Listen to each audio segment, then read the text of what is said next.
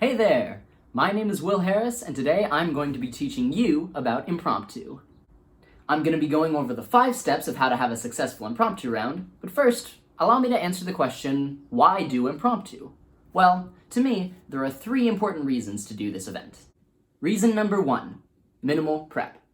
Pretty much every other speech event requires a 10-minute speech to be memorized, as well as blocking. Impromptu does not require this. Rather, each speaker in a round takes 7 minutes, which is 2 minutes to prepare a 5-minute speech.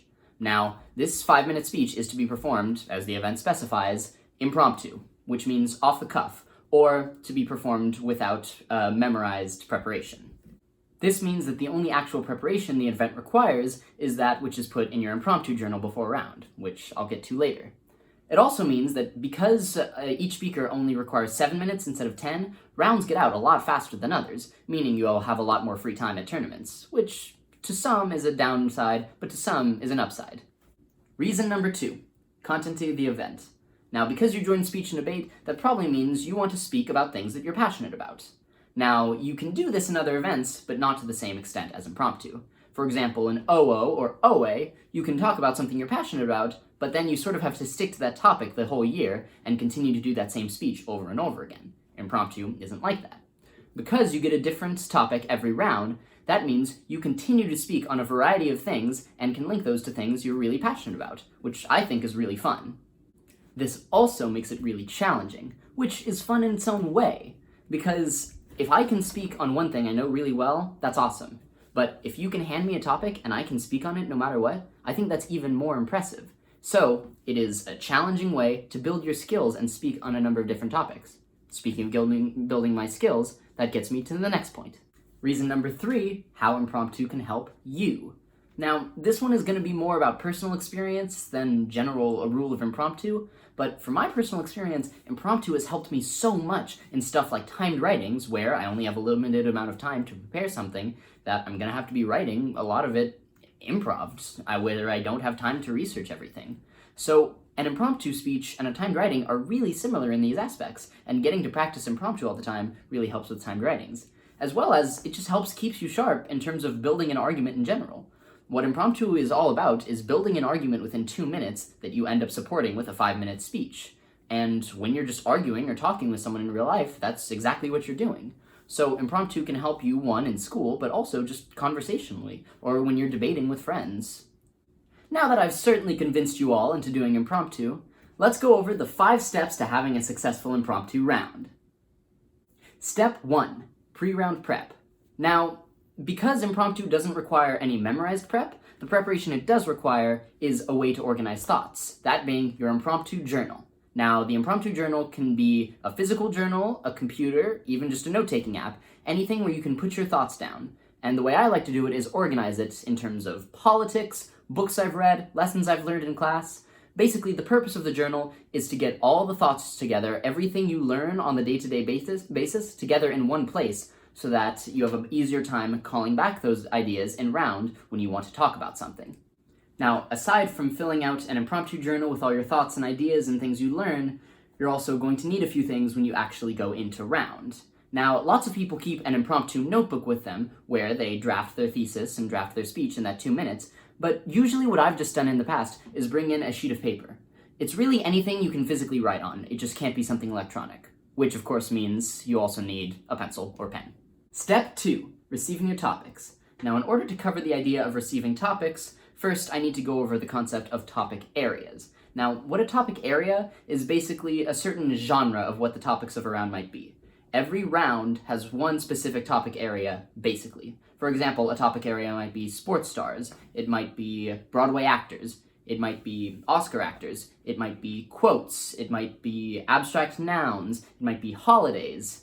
As you can see, it might be a lot of different things. Topic areas are often widely varied. Now, at some tournaments, especially invitationals, they'll tell you what the topic areas are beforehand, but at most tournaments, especially league tournaments, if you're in the SDI VSL league, that is not necessarily the case. Every round has 3 topics that fit under that round's topic area. Now, the goal here is to pick a topic that you can make the best argument about. Often you'll receive topics that sometimes you don't know a ton about. Now, in situations like that, you want to choose one that you believe you can relate back to an important issue or something that is important and that you can talk about. The goal is to speak on what you know with all of this, and so if you receive 3 topics, make sure you pick one that you can make the most nuanced argument about and that you know the most about. 3. Drafting your speech. Now, as soon as you receive those 3 topics, a 2-minute timer will start. Now, within that 2 minutes, you have to choose your topic, like I just talked about, and draft a speech. Now, the way to do this is by deciding on a thesis, a main argument that you can push throughout the speech. Once you have that thesis, you're going to want to pick 2 or 3 main points of interest that you can speak on related to that topic. Now, that can be, something I usually like to think about is what this topic is and how it relates to society. Those are 2 main ideas I like to think about, and usually those fit into my two or 3 points of interest. Now, once you have a thesis and 3 or 2 points of interest, you want to have a grabber, something to pique the judge's curiosity, and then a conclusion that ties it all back together and summarizes what your points are. Now, the trickiest thing about this is that obviously you're under a time constraint, and 2 minutes goes by pretty fast when you have to draft a whole speech. But that's okay. The important thing is to keep your cool, pick a topic early so that you can focus on what your arguments are going to be. Because, of course, what you end up speaking on is going to be a lot more than just what your main arguments are. You just need to make an outline of what you plan on talking about, something that will guide you through the rest of your speech. Step 4, performing your speech. Now, once that 2 minutes has gone by, it's time for you to deliver your 5-minute speech. Now, all of the normal speech rules apply. Of course, speak clearly, have good posture, make sure you're taking space between your words, you're not going too fast. That being said, there are a couple of things that are unique to Impromptu that you ought to know about. The first of which being signposting. Now, when you draft through your speech, like I said, you're going to want to have intro, that includes your thesis, 2 or 3 main speaking points, and a conclusion. That means there's 4 or 5 different sections of your speech. So signposting is basically how you show the different sections of your speech. You start out in the center, then you go off to the right for your first speaking point, you go back to either the middle or to the left for your second speaking point, depending on whether you have 2 or 3, and then come back to the center, if you did go all the way to the left, for your third speaking point. Then you step forward to deliver your conclusion.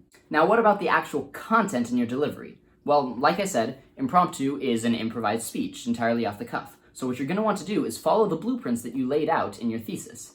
Now, the way you do this is by spending about a minute on each section of your speech, because it's a 5-minute speech. So if you have 3 points, that would mean minute 1 should be talking about your intro. Minute 2 should be introducing your first point. Minute 3 should be introducing your second point. Minute 4 should be introducing your third point, and then minute 5 should be spent on tying it all together in your conclusion. And as you go throughout all these points, you want to make sure to tie every aspect of your speech back to the topic you were delivered. That's very important, because if you go off the topic, it'll make them think, well, they don't know anything about this topic. So no matter what your speech ends up being, make sure you're constantly tying it back to the original topic you were given. And finally, step 5, ending strong.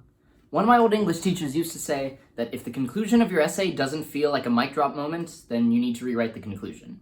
And the same can be said about Impromptu. The last couple of words of your speech should hang in the air after you're done. It's really important that you end strong, because what a judge is going to remember is specific moments of your speech. Yes, they'll remember your arguments in general, but you want to give them as many moments to stand out as possible, so that they remember you and think when they're giving out the one, they think it should be that person who ended strong. So, in summary, in order to be successful in Impromptu, you have to 1. Do some prep beforehand by creating a speech journal and making sure you come into round with a pen and paper. 2. When you receive your topics, you're going to quickly look through them and make sure that you pick one that you can write a nuanced speech about within 2 minutes. 3. When drafting your speech, you want to put together a thesis, 2 or 3 main points, a grabber, and a conclusion. 4. When you're delivering your speech, you want to speak clearly and use clarity and fill the room, while tying all of your speech back to the original draft you wrote. And 5, you're going to want to end strong, tying your speech together into one succinct point. And that's all there is to it. I really hope you found this video helpful. I hope you decide to choose Impromptu, and I can't wait to see you as our next Impromptu champion.